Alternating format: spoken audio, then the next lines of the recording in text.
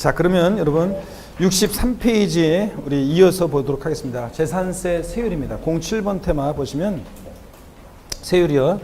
양도세 세율은 비누적 세율 구조가 차등 비례세율과 초과 누진세율 다 적용되는데, 먼저 표준세율이 적용되는데 동그라미 1번 시장분수는 특별한 재정수요나 재해 등의 발생으로 재산세 세율 조정이 불가피하다고 인정되는 경우에요. 재해 발생해서 깎아줄 필요성이 있다거나 또 아니면 재정 수요가 있어서 세율을 인상할 필요성이 있을 때 조례가 정한 바에 따라서 재산세 세율을 표준세율이 몇 프로 범위 내에서요?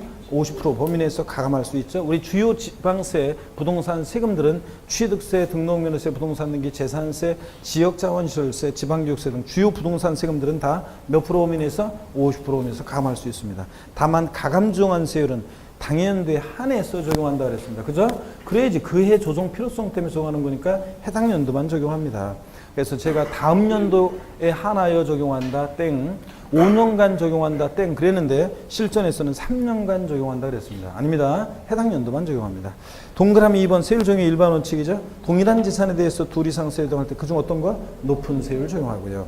동그라미 3번 주택을 2명 이상이 공동으로 소유하거나 토지 건물의 소유자가 다를 경우에 해당 주택에 대한 세율을 적용할 때 해당 주택의 토지 건물의 가액을 합산한 과세 표준액에, 여기가 포인트죠. 초과 누진세율을 적용한다고 그랬습니다. 그래서 아까 62페이지 맨 아래 그 납세무자하고 연결이 되는 내용입니다. 별표시 내용과. 자, 어떤 얘기냐? 이거죠. 아까 했던 거하고 주택이 있다. 주거용 건축물과 부속 토지가 있는데 주택의 건물과 토지 소유자가 다릅니다. 건물의 소유자는 갑이고 토지 소유자는 을입니다.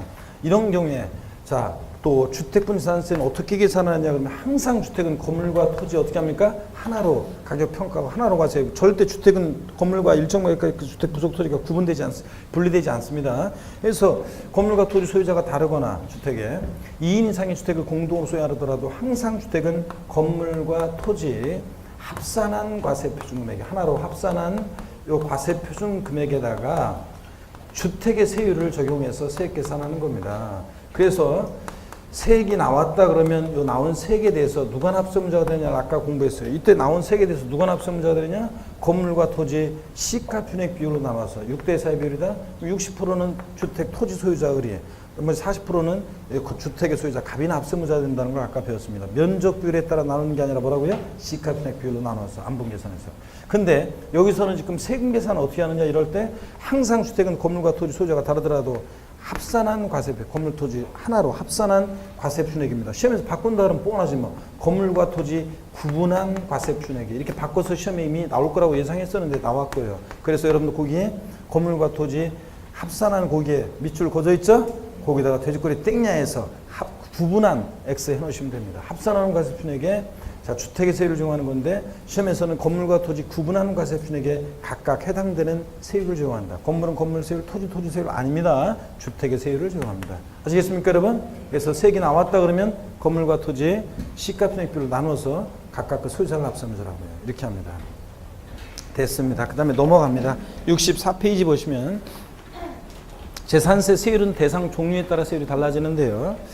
토지 건축물 주택 세율이 다른데 먼저 비례세율 대상이냐 누진세율 대상이냐 이거부터 먼저 알아야 돼요. 그래서 재산세 비례세율 대상이냐 누진세율 대상이냐 이거부터 알아야 되는데 토지의 경우 보면 예전 시험에 다음 중 과세표준 금액의 커짐에 따라 세율이 누진적으로 증가하는 토지는 물어봤어요. 그러니까 누진세율 대상이 되는 토지를 물어봤었는데 자, 그러기 위해서 그래서 그런 문제를 해결하기 위해서 그렇고 재산세는 세율 구조가 얘가 비례세율 대상이냐 누진세율 대상이냐를 먼저 알아야 되는데 먼저 토지의 경우 봅니다. 세 개 경우로 나눌 때 분리대상 토지 분자에 밑줄이 그어져 있죠. 분자의 동그라미 007빵24 비례세율에서 빗자의 동그라미요. 분비죠. 네.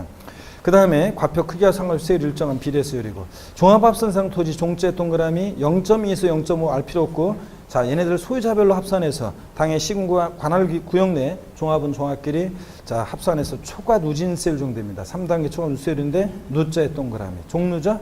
그 다음에 별도 합산상 토지 별자의 동그라미 0.2에서 0.4 알 필요 없고 소유자별로 역시 합산해서 얘네들끼리 별도끼리 3단계 초과 누진세율을 정합니다. 합산한 금액에다가 누자의 동그라미요. 별로죠. 그래서 어떻게 외우라고 그랬습니까? 기본 강의일 때 분비는 종로에 갔더니 별로였더라. 제가 연말에 종로에 한번 나갔다가 사람들 인파 속에서 엄청 고생하고 그런 이유로 연말에 안 난다고 그랬죠, 바깥에? 집에서 그냥 재종소리 TV로 보는 게 제일 좋다고 그랬습니다. 자, 다 같이 에브리바디요. 토지, 재산세, 세율 구조 어떻게 외운다? 분비는 종로에 갔더니 별로였더라. 이렇게 여러분들 외우시라고 그랬습니다.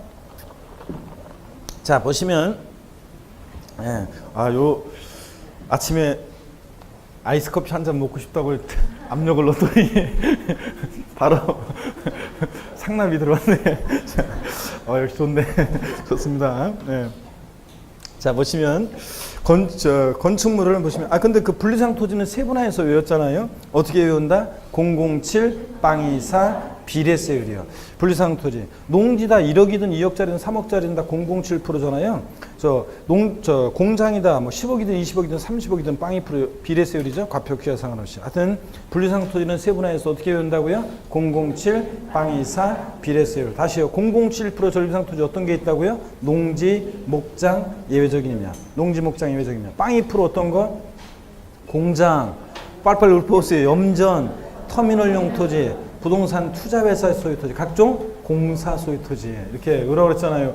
이 저 세법 시간에는 입을 꼭 다물고 얘기 하나 보자. 이러면 실력이 안 는다고 그랬잖아요. 실력이 안 늘고 이러면 자꾸 그 소리를 내서 입에서 툭툭 튀어나와야지. 여러분들 나중에 문제 풀 때 아직 시험장에서 여러분 보세요.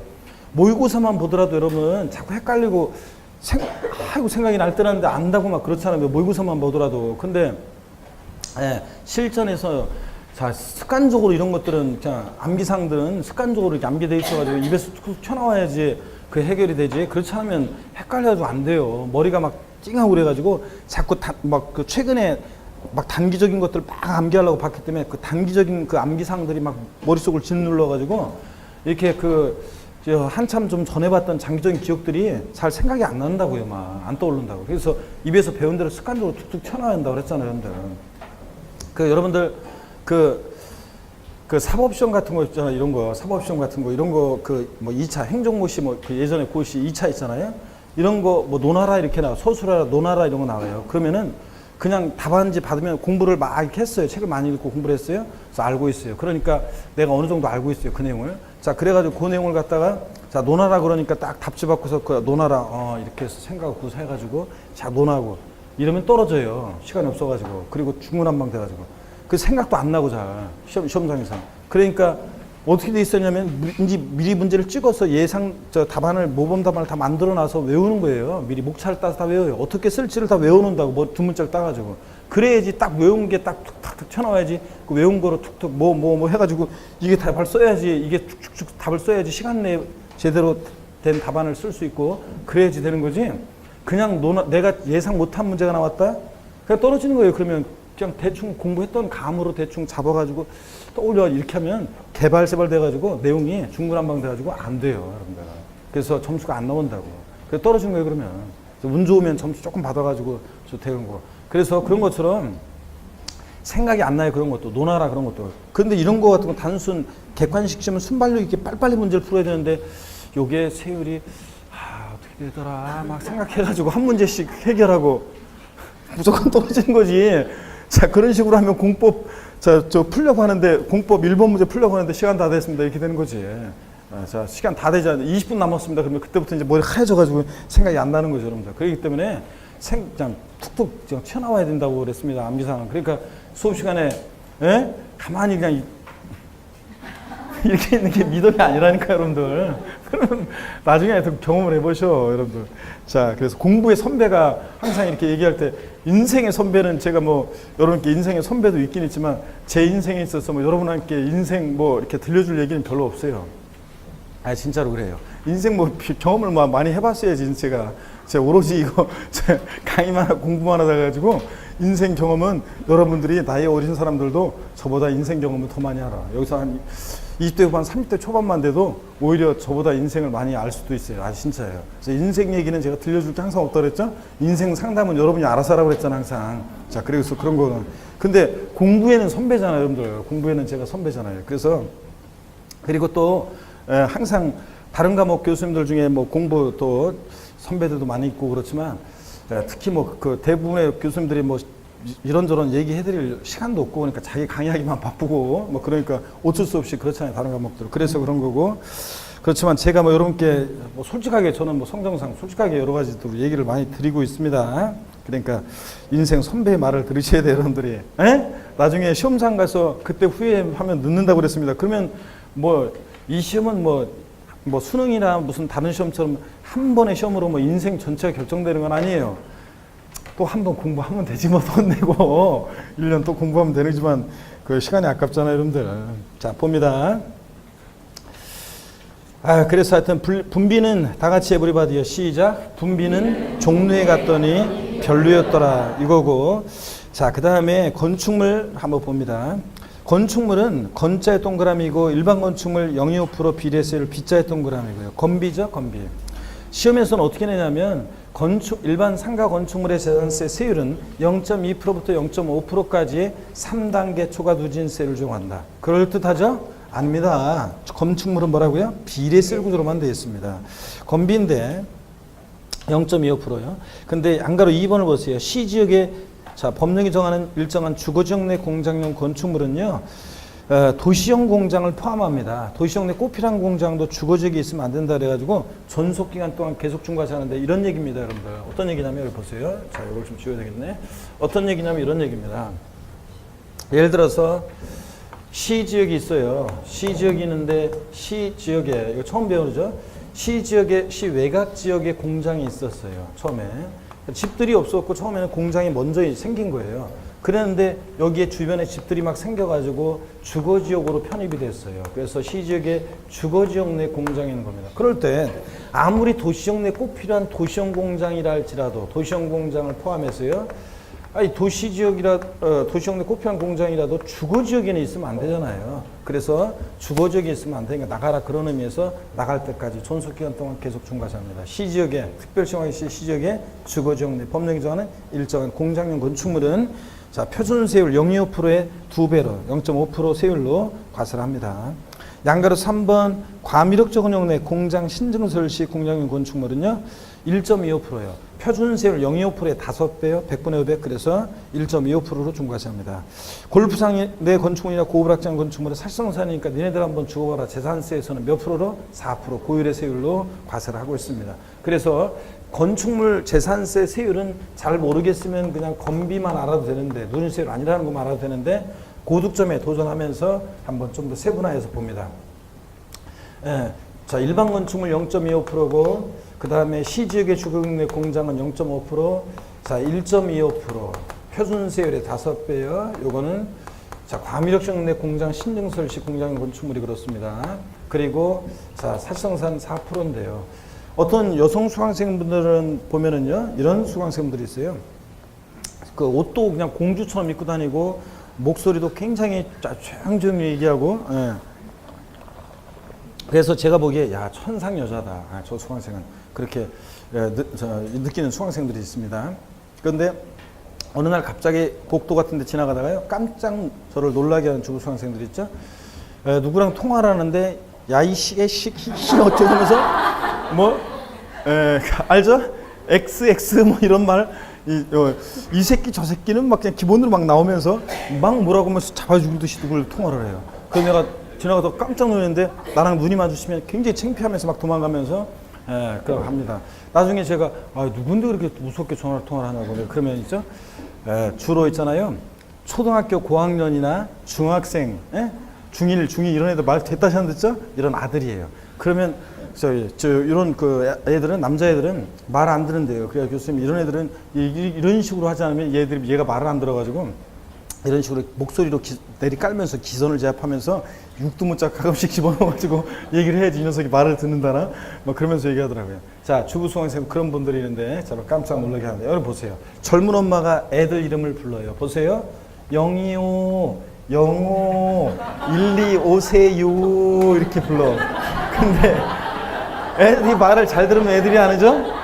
그러니까 안 오면 뭐다? 안 오면 죽어. 4% 안 오면 죽어 비례세율입니다. 자 건축물 세율을 어떻게 배우냐? 건비인데 025 영호 125세요 안 오면 주거 비례세율입니다. 주거 비례세율 빼면 안 돼요. 주거 비례세율이요. 다 같이 에브리바디 큰 소리로 요거를 암기할 때 아무 생각 없이 하는 게 아니라 하나하나 짝지어서 이렇게 높이로 서랍장에 뭘 정리하듯이 저 보세요. 잠깐만. 뭐 서랍자리 정리하듯이 하나하나 이렇게 0, 2, 5, 용어 이렇게 짝져서 하나 1, 2, 5서 이렇게 하나하나 짝져서 칸칸이 나눠서 이렇게 머릿속에 정리합니다. 서랍장에 정리하듯이 다 같이 everybody 시작. 0, 2, 5 영어 1, 2, 5세요. 안 오면 죽어 비례세요. 비례세를 빼면 안 되죠. 건축물. 자, 그래서 하나하나 짝지어서 0, 2, 5% 어떤 거? 일반 건축물. 영어 시직의 주거정내 공장 건축물. 1, 2, 5세의 편세의 5배는 과미력정내 공장 신증설식 공장 건축물. 안 오면 죽어 4%는 살성상 건축물. 아시겠습니까, 여러분? 한 번만 더 다 같이 건축물 시작. 0, 2, 5 영어 1, 2, 5세요. 안 오면 죽어 비례세율이요. 비례세율. 이렇게 기억합니다. 그 다음에 중요한 것은 3번 주택이죠. 주택이 항상 중요합니다. 별표시하고 주택이 더 중요하고요.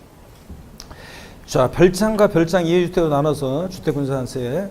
별장도 주택분산세상인 주택에 포함되어 있죠. 그래서 별장은 사실상사니까 몇 프로? 4%. 니네들 한번 죽어봐라. 재산세에서는 4% 고율의 세율이 적용되고요.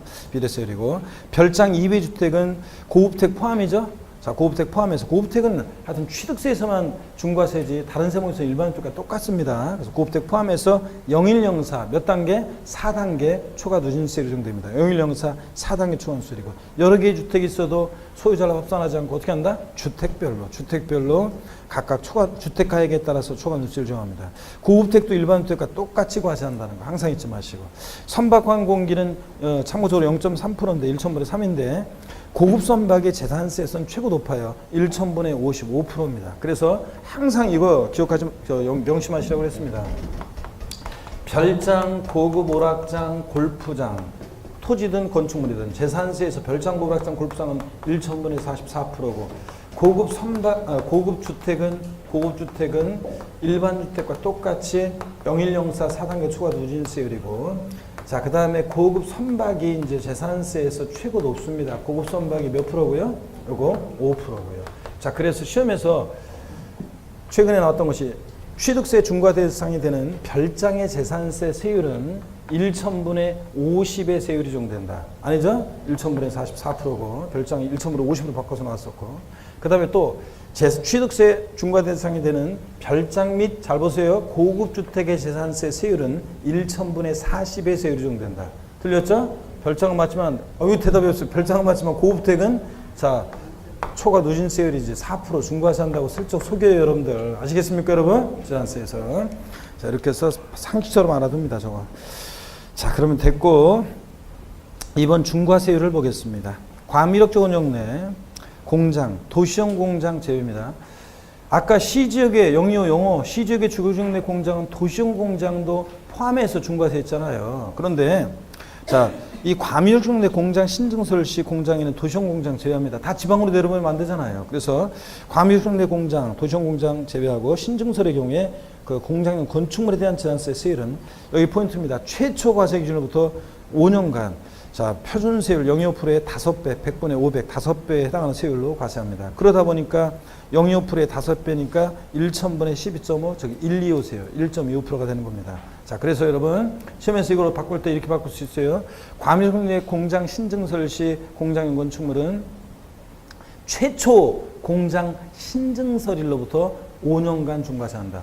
X요. X입니다, 여러분. 최초 공장 신증설이 아니라 항상 재산세는 언제부터, 그럼 언제부터야?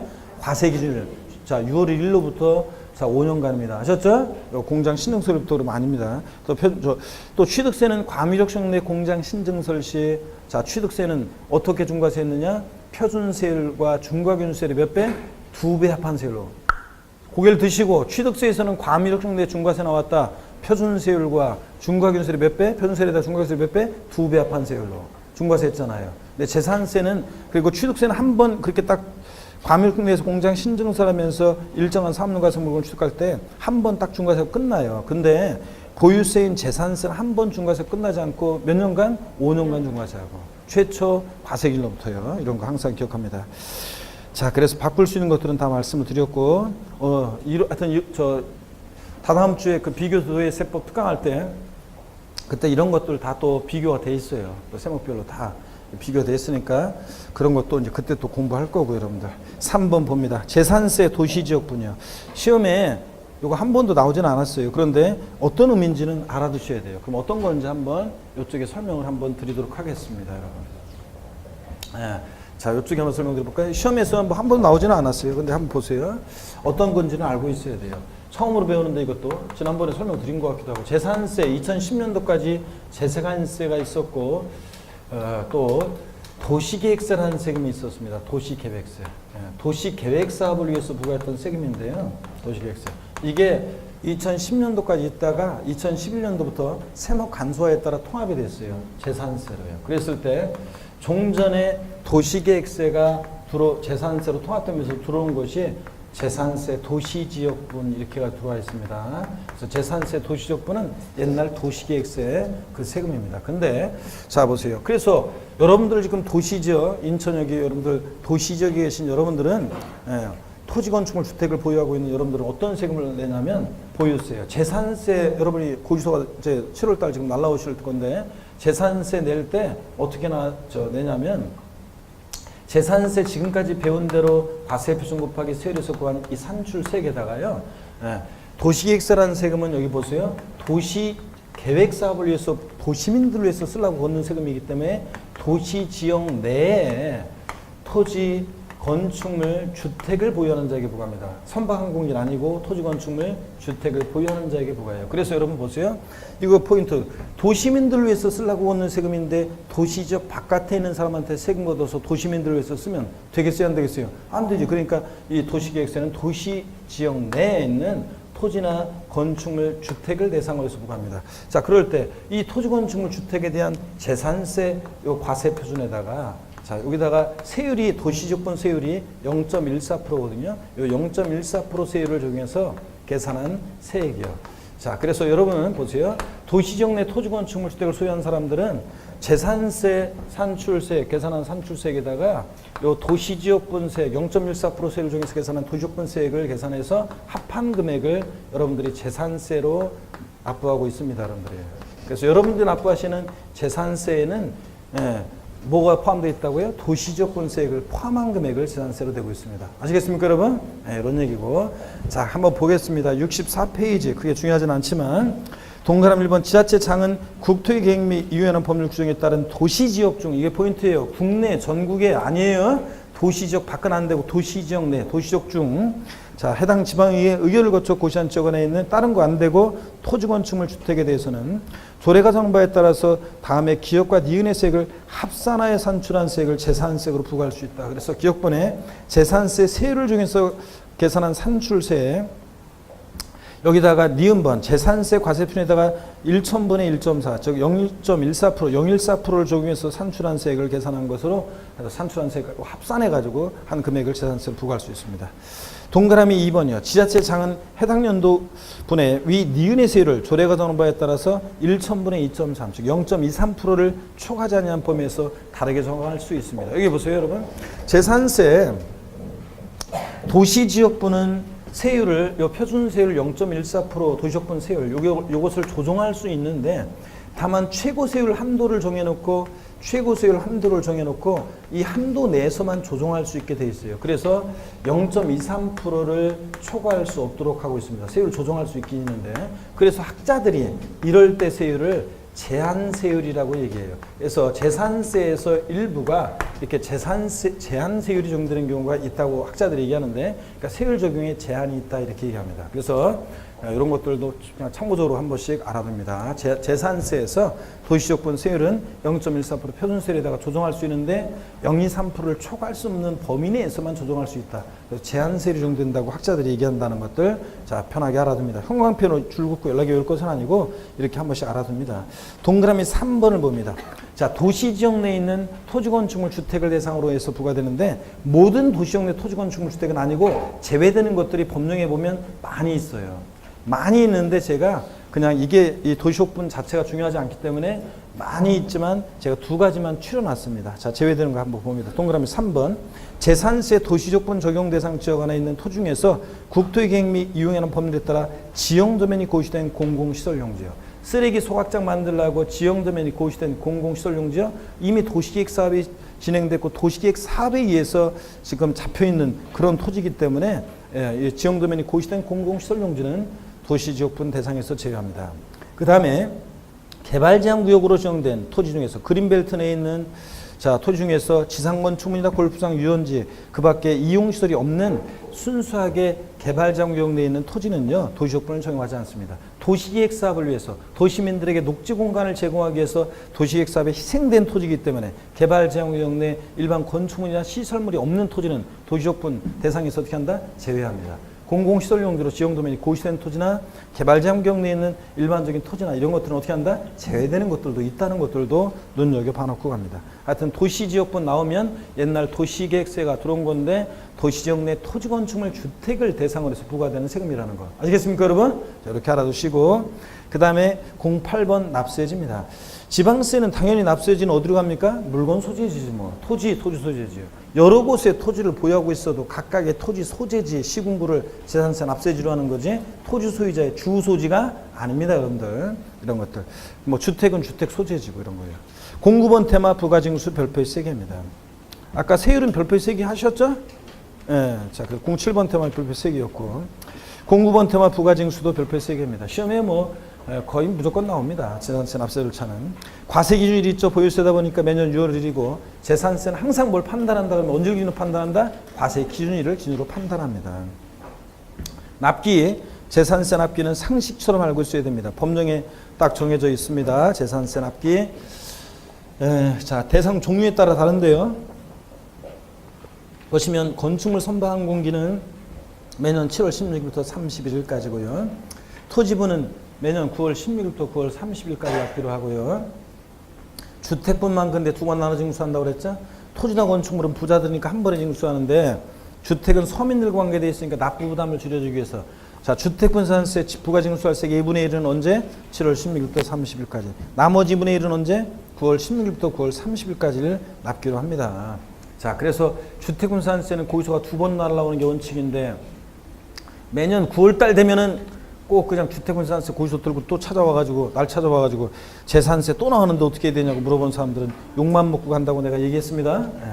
근데 비권한을 보니까 다만 주택에 대한 산출세액이 10만 원 이하이다. 그럼 얼마 안 되는데 두 번 나눠 징수하면 서로 불편하니까 자, 주택에 대한 산출세액이 10만 원 이하인 경우는 조례가정바에 따라서 납기를 7월 16일부터 31일까지로 해서 한꺼번에 부가징수해야 한다니고 할 수 있다고 그랬습니다. 근데 시험에서는 어떻게 나왔냐? 토지분 재산세 산출세액이 10만 원 이하인 경우 조례가정바에 따른 납기를 7월 16일부터 31일까지로 하여 한꺼번에 부가징수 할 수 있다. O, X요. X입니다. 왜 틀렸어요? 네, 토지라고 그랬잖아요. 토지분은 산출세액이 10만 원 이하더라도 무조건 언제 징수해? 9월 16일부터 9월 30일까지입니다, 여러분. 재산세하고 종부세 문제 풀 때는 이게 재산세 내용인지 종부세 내용인지를 항상 염두에 둬야 돼요. 종부세 내용 문제인데 재산세 내용을 갖다가 이렇게 싹 바꿔놓은 경우도 있고 재산세 내용인데 종부세 내용을 갖다가 바꿔놓은 경우도 있고 또 그 다음에 토지인지 또 건축물인지 주택인지를 잘 봐야 돼요. 문제 지문이 숫자만 보다 보면 숫자가 익숙한 숫자만 그러니까 이거 맞다고 생각하는데 아니에요. 자, 건축물이나 토지나 주택 같은 것을 슬쩍 내용을 서로 뒤바꿔 놔요. 그죠? 그래서 항상 토지를 말하는지 건축물 말하는지 주택을 말하는지를 잘 보셔야 됩니다. 자, 그래서 그런 거 주의하고 납기 상식이고 징수 방법 봅니다. 재산세는 보통 징수 방법으로만 징수됩니다. 지자체장의 세금 계산에서 납세 고의소를 발부해서 징수하는데 고의소 보낼 때 어떻게 언제까지 보내야 되느냐? 재산세 징수하고자 하는 때는 토지 건축물 주택 선박 및 항공기로 구분한 납세 고의소에 과세표준과 세금 기재해서 늦어도 납기 개시 며칠 전까지? 5일 전까지 발부해 줘야 됩니다. 납기 개시 전까지 발부해야 한다 그러면 틀려요. 납기 개시 며칠 전까지? 5일 전까지 발부해 줘야 되고요. 그 다음에 신고 의무 봅니다.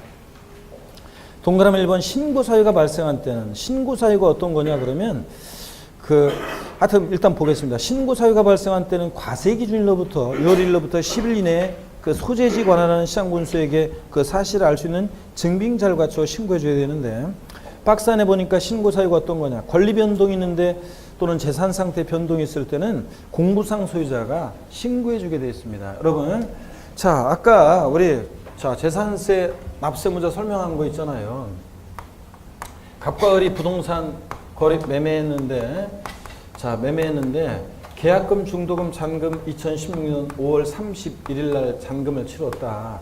자, 그리고 소유권 이전 등기는 5월 30일 날 잔금을 치렀는데 소유권 이전 등기는 6월 20일 날 됐다. 자, 그러면 그 얘기잖아요. 재산세 납세무자 누가 되느냐? 항상 언제를 기준으로? 과세일 6월 1일 날 판단합니다.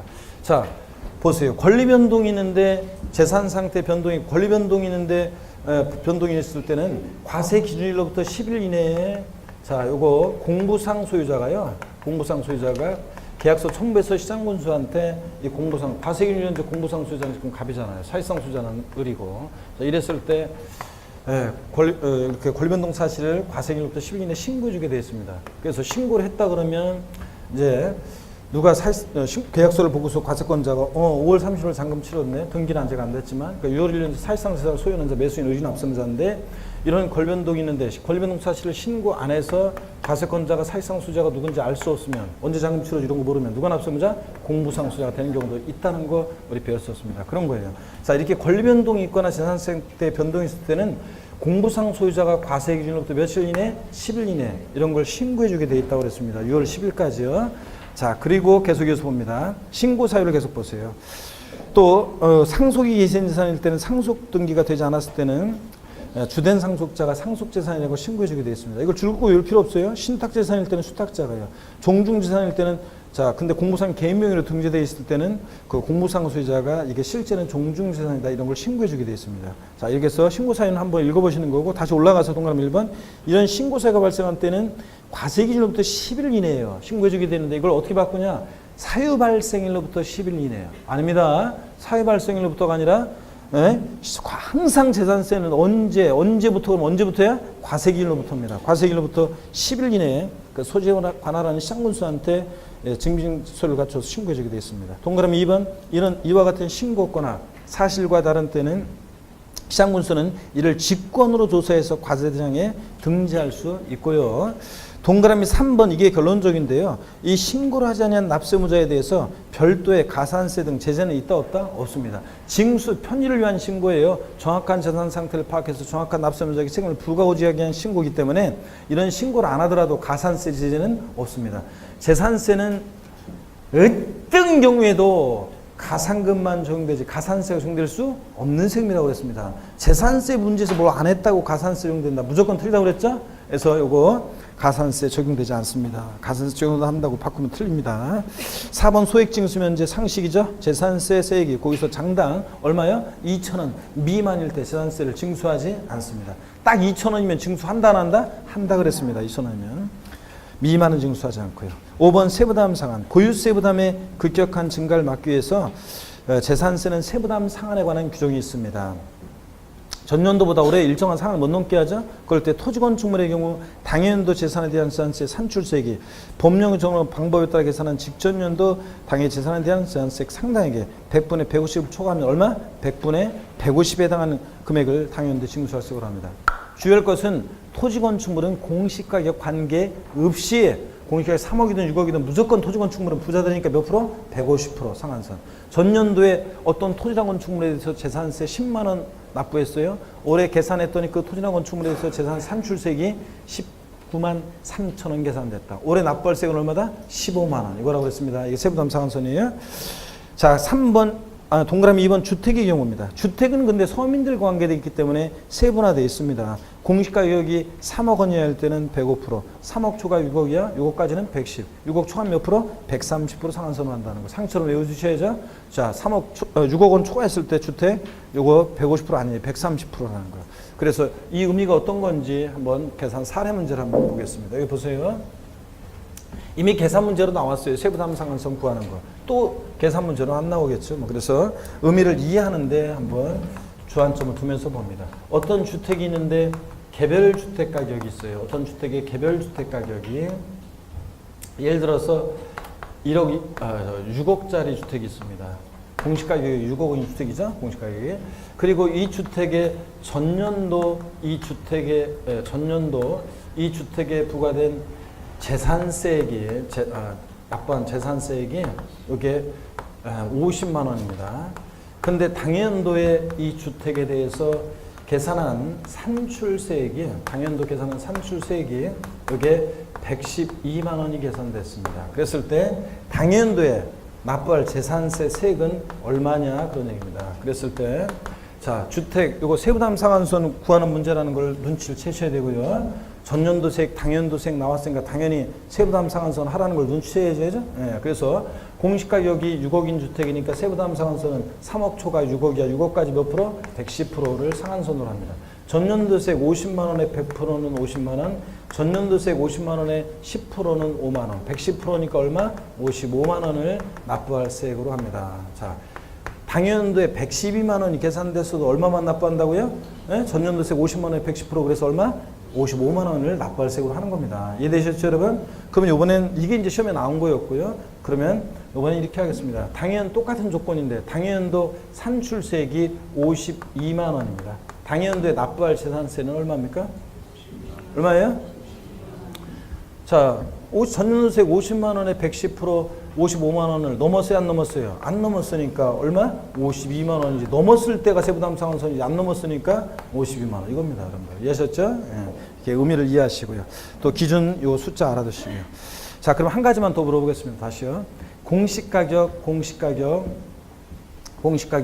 자, 6억 원인 공시가 6억 원인 건축물의 재산세 세부담 상한선은 몇 프로입니까?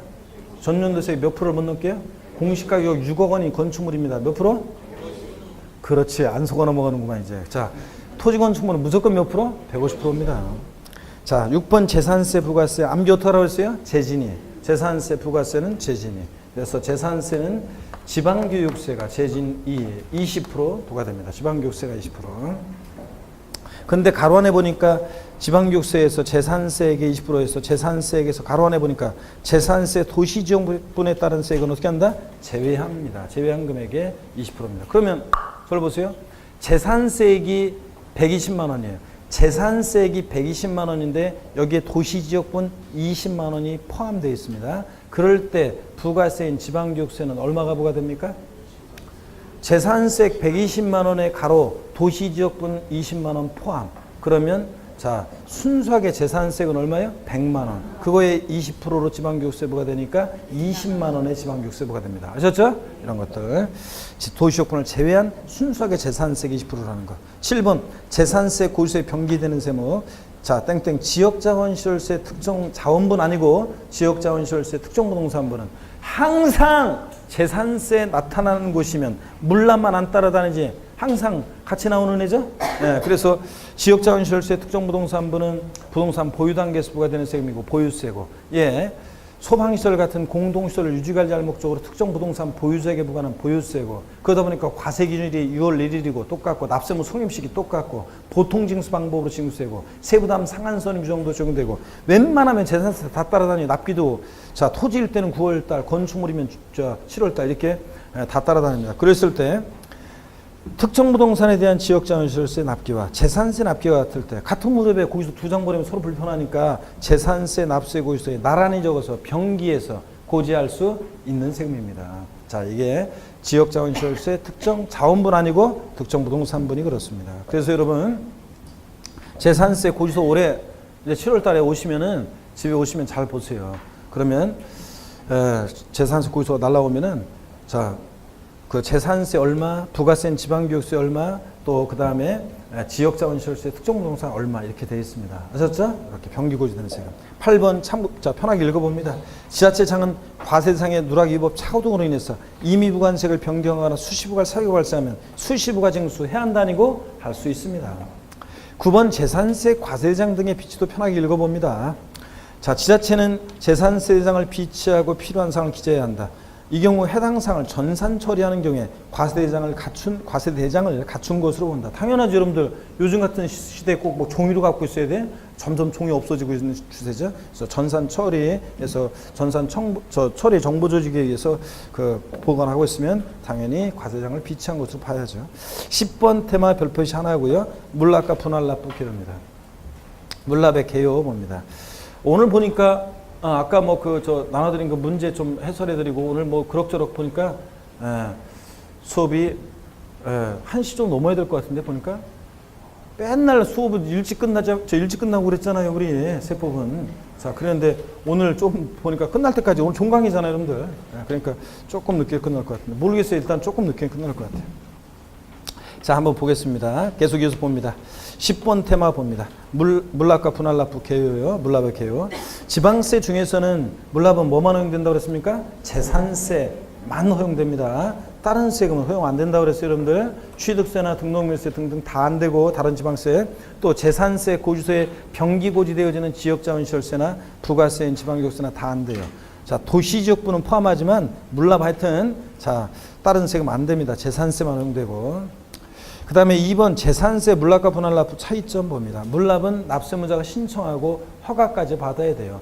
그래야지 왜냐하면 물납은 관리처분상 적당한지 부적당한지 판단해서 물납을 들어갈 수도 있습니다. 그죠? 힘든가? 그래, 저 5분만 더 하고 쉬려고 했더니 자, 목 운동 한 번 더 하고 이렇게. 아이고 참. 저희가 힘들어하는 것 같으네. 자, 고개도 한번 돌리시고, 어깨도 한번 돌리시고, 허리도 막 뒤로 좀 돌리시고, 아이고 좌우로 돌리시고. 자, 보겠습니다. 자, 힘내시고 5분만 더 보고 우리 쉬도록 하겠습니다. 자, 보면은 물납, 자, 분할납부 차이점에서 물납은 신청하고 허가까지 받아야 돼요. 관리처분상 부적당하다고 인정한 물납 불허받을 수 있는데 어떤 사람이 자, 물납하겠다고 신청했어요. 그래서 그 공무원이 물납하겠다는 그 부동산을 띄워봤어요. 등기등본을. 그랬더니 1번 저당권 설정돼 있고 2번 저당권 설정돼 있고 3번 가압류돼 있고 골치 아프겠죠? 물납 불허갈 수 있습니다.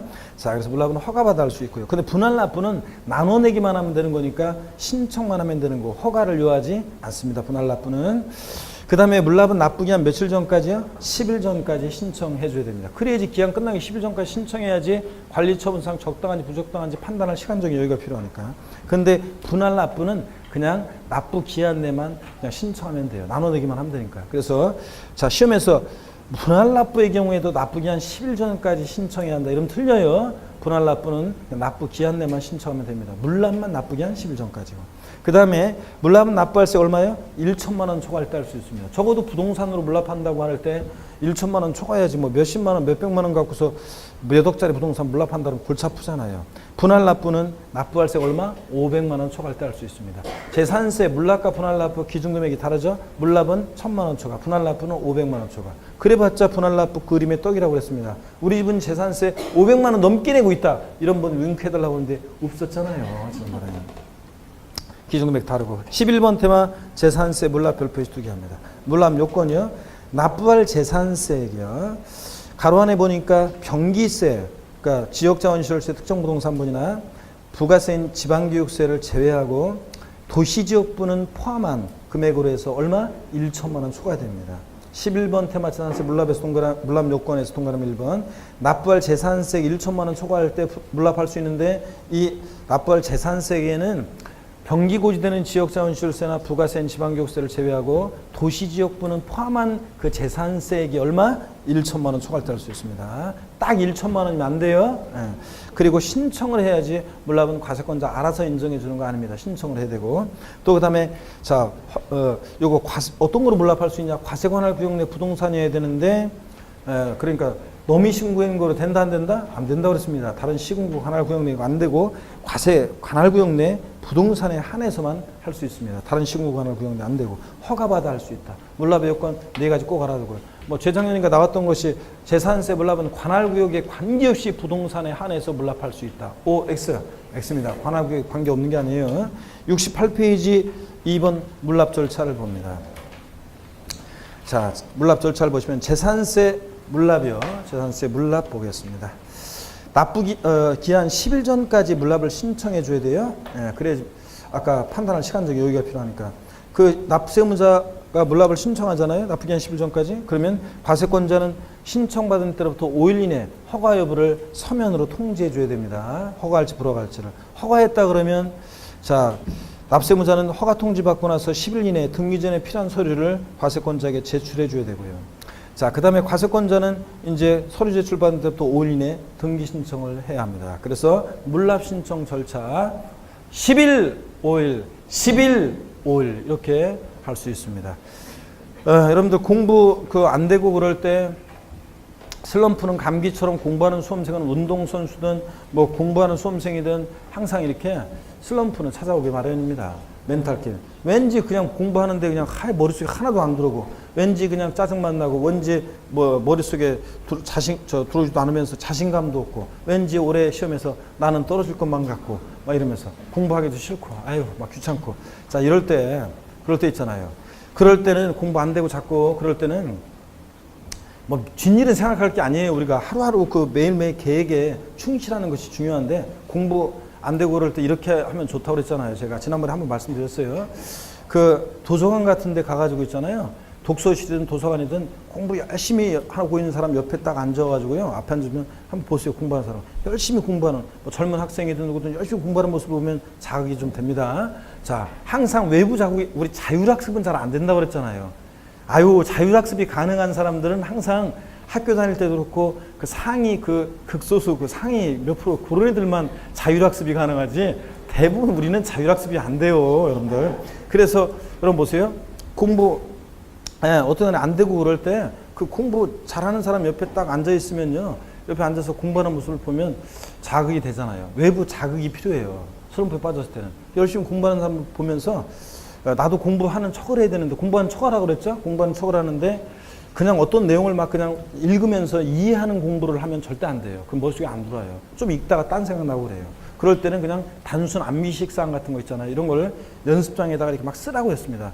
그래서 뭐 11월, 11월, 11월, 11월 막 아무 생각 없이 그냥 쓰세요. 그냥 막 11월, 11월 쓰다 보면 나중에 5일, 11월, 5일, 11월, 5일, 11일 뒤바뀔 수도 있지만 막 써. 막 아무 그냥 11월, 11월 쓰다 보면 지나다니는 사람들이 와, 이거 공부 열심히 한다니 저 사람은 뭐 이렇게 보일 정도로 막 써. 11월, 11월. 그러다 보면 나중에 자기도 모르게 11월, 11월, 11월 해서 11월, 11일 입에 탁 튀어나오면서 이게 되고 막 이렇게 된다고 그랬습니다. 그죠? 그래서 막 쓰면서 공부하는 게, 공부 안 될 때는요, 막 쓰면서 공부하는 게 좋아요. 그리고 동강 같은 거 듣고 공부했던 거, 새로운 동강 듣지 말고 공부했던 거 다시 한번 반복해서 동강 듣고요. 공부했던 걸 다시 한번 들어보고, 공부 안 될 때는. 그리고 틀어놓고. 그 다음에 또 막 쓰면서 이렇게 하고. 예? 아시겠습니까? 그렇게 하면 그 슬럼프를 또 극복하는 데 도움이 됩니다. 자, 그래서 자, 다 같이요. 여러 번 하면 5일, 11일 뒤바꿀 수 있으니까 큰 소리 2번만. 물납 절차 어떻게 한다고요? 10일, 5일, 10일, 5일입니다. 뒤에 있는 11, 5일은 시행규칙 내용이라 안 중요하고 앞에 있는 11, 5일이 중요해요. 나쁘게 한 10일 전까지 물납 신청하고 신청받은 때부터 5일 이내 통지하고요. 10일, 5일, 10일, 5일. 자, 됐죠? 불허가 했다 그러면 물납을 불허할 수도 있어요. 관리처분상 부적당하다고 인정하면. 근데 그대로 끝나는 게 아니라 불허가 통지받고 나서 10일 이내 물납이 가능한 다른 부동산으로 변경해서 신청할 수도 있고요. 또 변경해서 허가도 가능합니다. 시간이 됐네요. 3번 물납부동산의 평가 있죠. 자, 여기부터 잠깐 쉬었다가 이어서 설명을 드리겠습니다. 납세 절차, 비과세 다 보고 이제 재산세, 종부세로 넘어가도록 하겠습니다. 잠깐 쉬겠습니다.